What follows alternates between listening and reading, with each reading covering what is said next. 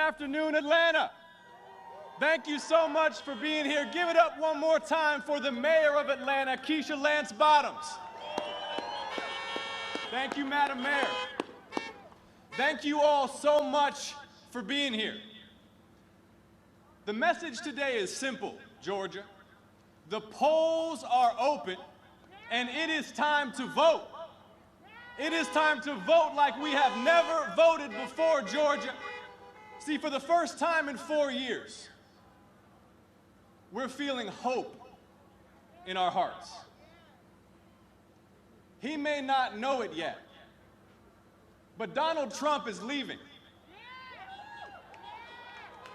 Georgia sent Donald Trump packing.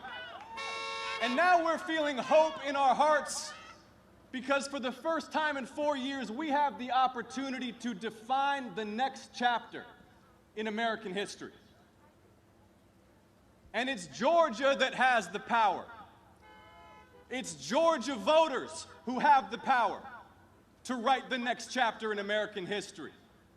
And Georgia voters are standing up for health, jobs, and justice for the people.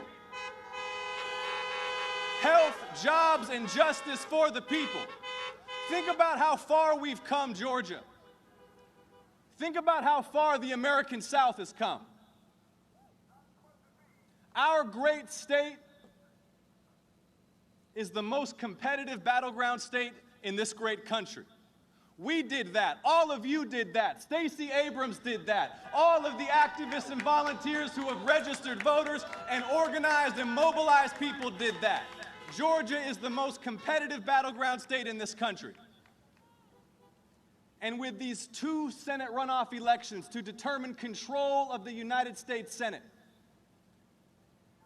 you got the young Jewish son of an immigrant, mentored by John Lewis, running alongside a black preacher who holds Dr. King's pulpit at Ebenezer Baptist Church, who pastored John Lewis, helping to lead this movement for health, jobs, and justice for the people.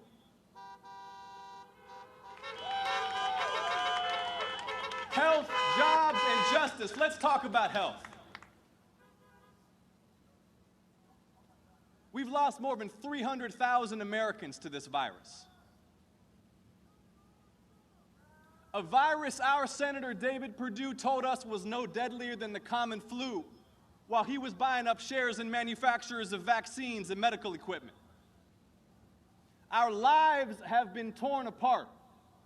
Millions have lost jobs and homes and livelihoods and business.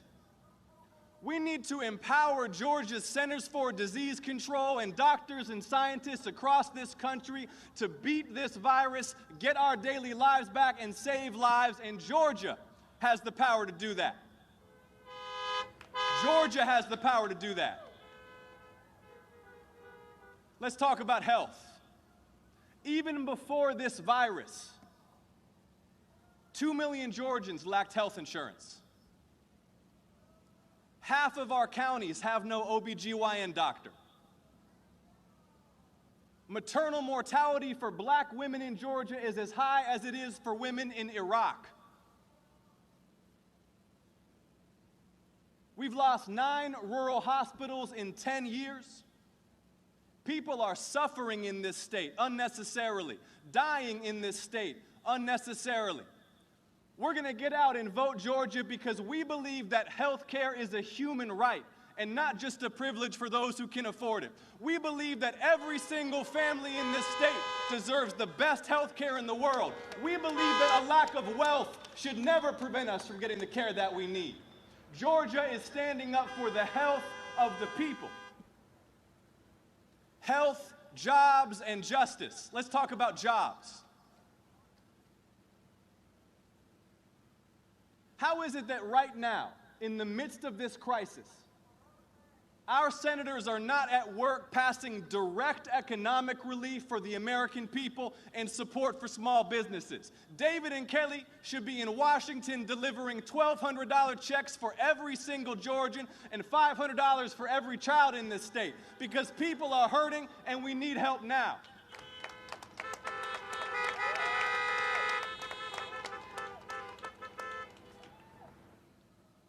And once we get this direct economic relief to the people, Georgia, we can pass the most ambitious infrastructure, jobs, and clean energy program in American history. We can create tens of thousands of jobs across this state. We can make America the #1 producer of clean energy in the world, and Georgia the #1 producer of clean energy in the American South. We can do these things to create good-paying jobs for the people.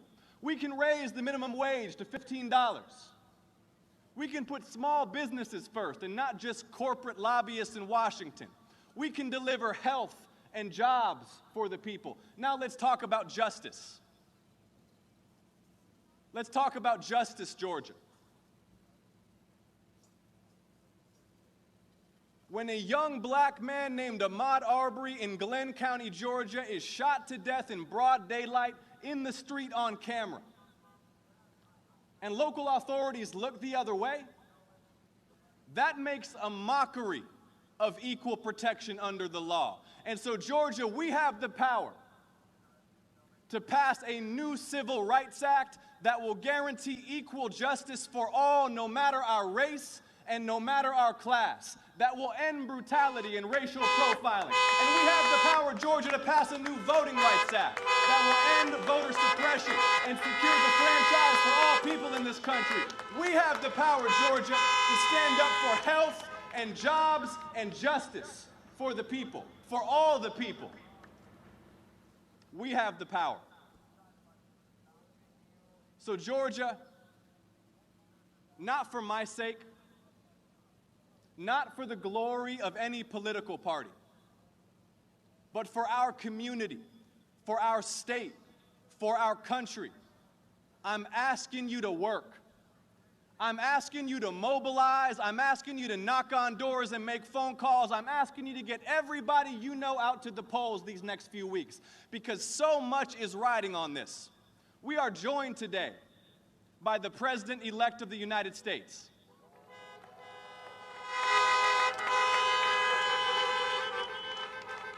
We are welcoming Joe Biden to Georgia, but Georgia, we need to do right by Joe Biden.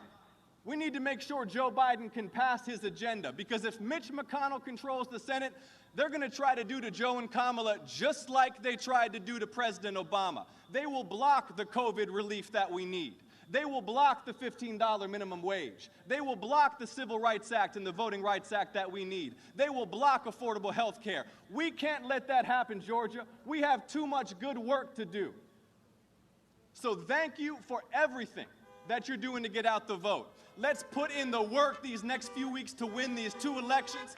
Let's send 2 new United States senators to Washington. I'm honored to run alongside Reverend Raphael Warnock. Thank you so much, Georgia, for everything. I love you. I appreciate you. Let's get out the vote. Thank you. Thank you. Thank you so much.